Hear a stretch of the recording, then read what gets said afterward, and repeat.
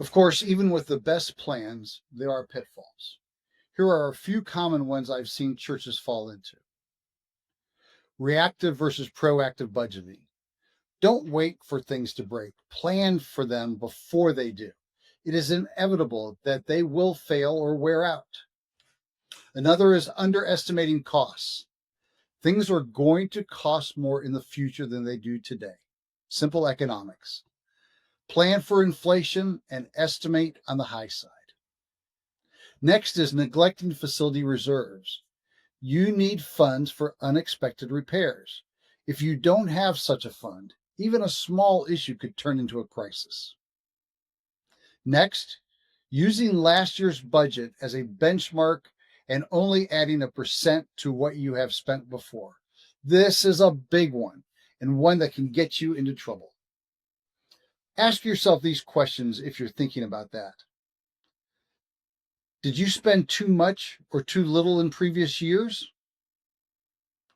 Are salary costs increasing? Are vendor costs increasing? And if so, at what rate? Are you using the facility the same as you have in the past? Maybe more, maybe less. Another one is not considering the growing costs of stewarding an aging facility. Do you have a building that's multiple years old? Maybe 40, 50, 60, maybe even older? It will cost more to maintain and steward that building the older the building gets. Next is not addressing deferred maintenance and allowing it to compound. Deferred maintenance, when left unresolved, can grow in impact and cost exponentially more than what it would cost if you just dealt with it.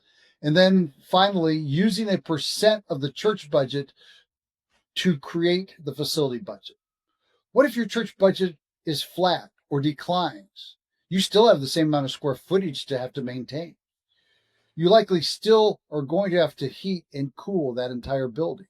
You're going to have to clean it and maintain it and prepare for capital reserves. That is why it's not a good process to use a percent for the total budget for your facility.